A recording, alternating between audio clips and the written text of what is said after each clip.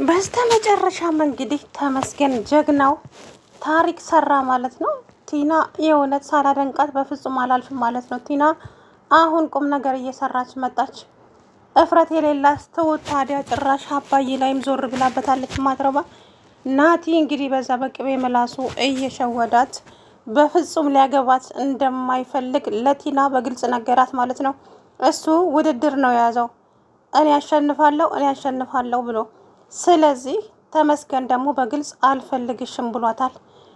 ከዛ አሁን እሷ በተመስገን ንዴት መጋባት አለብን ሽማግሌ ላክ ስትለው በቃ ልቡ ለሁለት ነው ክፍል ያለው የድንጋጤው ብዛት። ምክንያቱም ለትዳር አይደለም የሚፈልጋት እሱ ከተመስገን ጋር ውድድር ስለያዙ ብቻ ነው።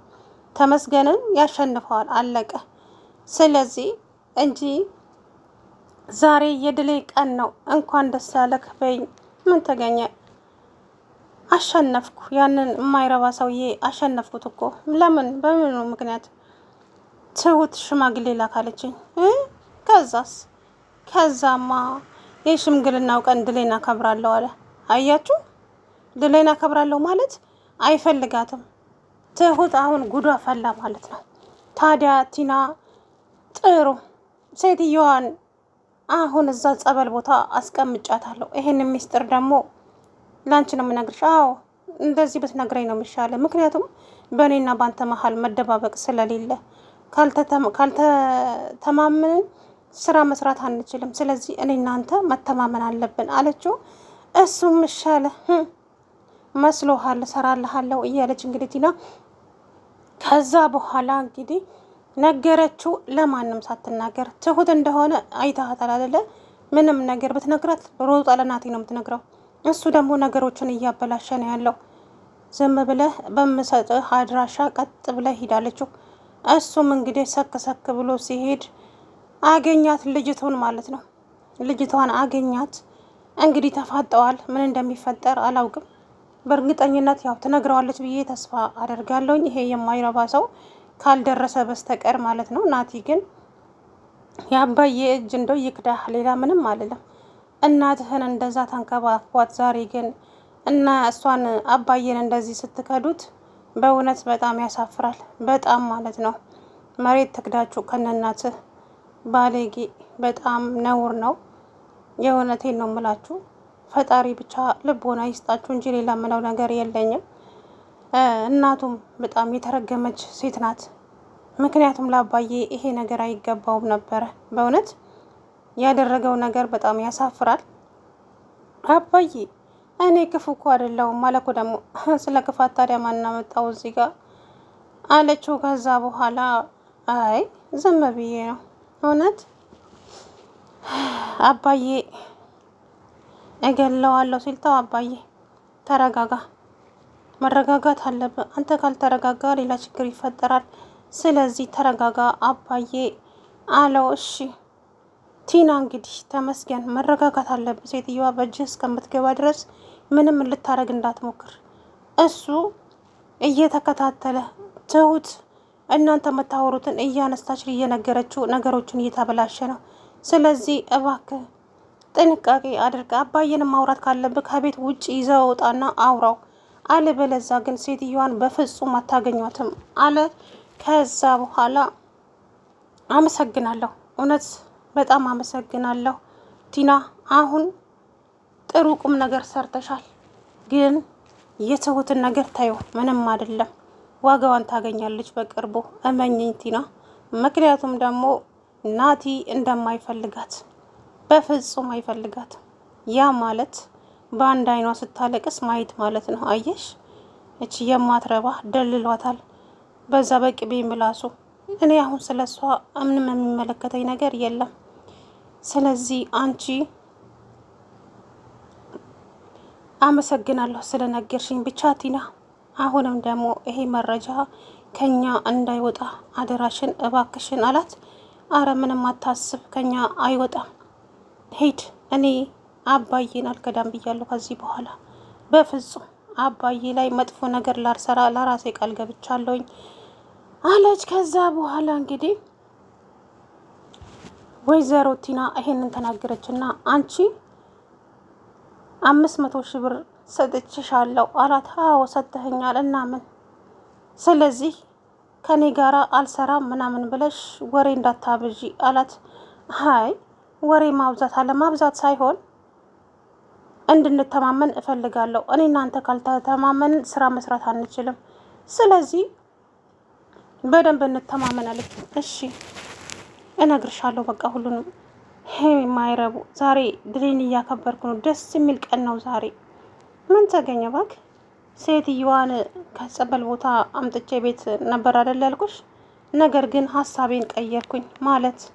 ማለቴማ ሴትዮዋ ከቤት ወስጄ እዛ ጸበል ቦታ ወስጃታለሁ፣ ሌላ ቦታ አስቀመጥኳት። ከዛን ቲና ደነገጠች፣ በጣም ደነገጠች። ቆይ ለምን እንደዚህ የምታደርገው ሳትነግረኝ? መናገር ነበረብህ እኮ አለችው። ከዛ በኋላ አሁንም ምልሽን ታደርጊያለሽ። ከዛ በኋላ እሺ አለት ቲና ከእሱ ላይ ነቀም አደረገችና ነገሮቹን በሙሉ ለቀመችና ካፉ ላይ ከዛ ለተመስገን ልቅም አድርጋ ሁሉንም ነገር ነገረችው። ታዲያ ቲና ትሁት ቀድማው ተመስገንን እዛ ገጠር ሄዳ ነበረ። አረ የትሁትስ ባሰ። የእውነት ሰው እንደዚህ ይታወራል እንዴ? አራ በልክ ቢሆን ጥሩ። ቆይ ናቲ እያስመሰለ መሆኑ ቆይ እንዴት ነው የማይገባት? እሷ የምሬን እኮ ነው። ናቲ እኮ በጣም ነው የሚታወቅበት እያስመሰለ እንደሆነ ስለ እውነቱ ማለት ነው። ግን አንዳንድ ጊዜ ፍቅር ነው ብለን ራሳችንን የምናውረው ነገር አለና ብቻ በጣም አናዳኛለች ትሁት። ሆኖም ግን እንግዲህ ከዚህ በኋላ ደግሞ ምን እንደሚፈጠር የምናውቀው ጉዳይ የለም። ታዲያ አሁን ይሄ አስመሳይ ናቲ ተብዬው ወይኔ ጉዴ ተቃጠልኩ። እኔስ እንደው በንዴት በእውነት ነው የምላችሁና በጣም የተናደድኩት ለምን እንደው አላውቅም። ለምን ይሄን አክል ለአባዬ ይሄ ይገባዋል? ነውር አይደለም። አባዬ ብዙ ነገር ሆኗል ከዛች ከሱ እናት ጋር። እማዬ እንዴት ነሽልኝ እናቴ? ዛሬ የኔና ያንቺ የድላችን ቀን ነው። ሰውየው እየተንቆራጠጠልሽ ነው። ተው አሁን ለማንኛውም ማውራት ስለማይመቸኝ በኋላ እናወራለን እናቴ። እሺ ቻው ብሎ ስልኩን ዘጋው። ዝግት ያርገውና ከዛ በኋላ እንግዲህ አባዬ ማነው ተመስገን ለአባዬ ሁሉንም ነገር ነገረው። የነገረው ደግሞ አባዬ ናቲ ለቲና 500 ሺህ ብር ሰጥቷታል። ምን ለምን ብሎ አው አብራው እንድትሰራ እኮ በፊቱንም እኮ አላመንኳትም ነበረ አባዬ። እንደዛ አይደለም ነገሩ። እና እንዴት ነው ናቲ? ተመስገን ይኸውልህ እሷ ለሱ እየሰራች እያስመሰለች የሱን ሴራ ማጋለጥ ነው። እናም እሱ እያንዳንዱ ነገር የሚላትን በሙሉ እያመጣች ለኔ ትነግረኛለች፣ እያንዳንዱን ኢንፎርሜሽን። ለዛ ነው አባዬ አለ። ከዛ በኋላ እሺ ከዛስ? ከዛማ አባዬ ይኸው እንደነገርኩ ነው ለኔ ነገረች። እሷ በነገረችኝ መሰረት ነበረ የሄድኩትኝ ገጠር። ሲሄድ ግን ይኸው ያልሆነ ነገር ነው የገጠመኝ። በጣም ነው ያዘንኩት። ከዛ በኋላ ተረጋጋ የኔ ልጅ፣ መረጋጋት አለብህ አለው አባዬ። ከዛ በኋላ እንግዲህ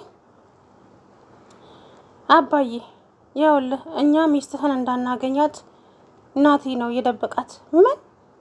አዎ አባዬ ናቲ ነው የደበቃት። ሰውየው በጣም በጣም ከምታስበው በላይ ክፉ ነው። ምን? እገለዋለሁ። እውነቴን ነው እገለዋለሁ። አይ እንደዛ ሳይሆን እኔ ራሴ እገለዋለሁ አባዬ። ብቻ እንደዚህ አለቀው እና አባዬ አሁን አንተ ተረጋጋ። ምን ብዬ ነው አይንህን ስማየው?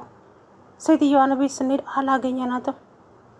እናም እባክህ አባዬ አንድ ቃል የምገባልህ ነገር ቢኖር ሴትዮዋን እንደምንም ብዬ አገኛታለሁ። ስለዚህ አንተ ተረጋጋ አለው። እሺ ናት ተመስገን። ግን ለምን እኔ ላይ ይሄ ሁሉ ለምን ይፈጠራል? ቆይ ምንድን ያደረኳቸው? እናቱን እንደዛ አብሬያት መከራዬን ስበላ ቆይ ለኔ ይሄ ይገባኛል እንዴ? ይሄ እስስት ድሮም አላምነውም ነበረ። አባዬ አሁን አንድና አንድ እኔና አንተ የምናወራውን በሙሉ ትሁት መስማት የለባትም። ትሁት ቀላል ሰው እንዳትመስልህ። አፏ ምንም አይቋጥርም። ገና ለገና ይወደኛል ብላ ብዙ ነገር እያወራች ነው። ስለዚህ አባዬ እባክህ እኔ ምንም ልልህ አልችልም፣ ግን በቃ ትሁት ፊት ምንም ነገር እንዳታወራ አዎ ከዚህ በኋላማ ማንንም ሰው አላምንም፣ ማንንም አላምንም።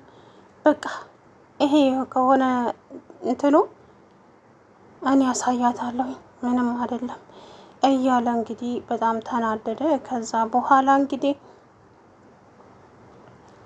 አቶ ናቲ እንግዲህ እዛ ሶፋ ላይ ቁጭ ብሎ በቃ ዛሬ የደስታዬ ቀን ነው፣ ብቻ እንደዛ ያዙኝ ልቀቁኝ እያለ ማለት ነው። እና ብቻ በጣም ነው የሚያስጠላው እውነቱን ለመናገር የሰው ልጅ በዚህ ልክ ምቀኝነት፣ ክፋት፣ ተንኮል ለምን እንደሚያስፈልግ አላውቅም በእውነት ለምን ግን የእውነት ለአባዬ ይሄ ነገር አይገባውም ነበር። ግን ይሁን እስኪ ምንም ማለት አይደለም።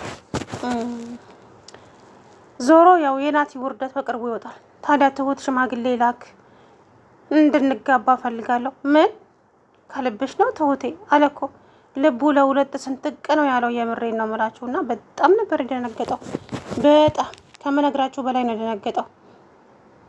ከዛ በኋላ እሺ ምን ላድርግ እና እኔ ምን ልሁን? እሺ ምንድን ነው የማደርገው? ተረጋጋ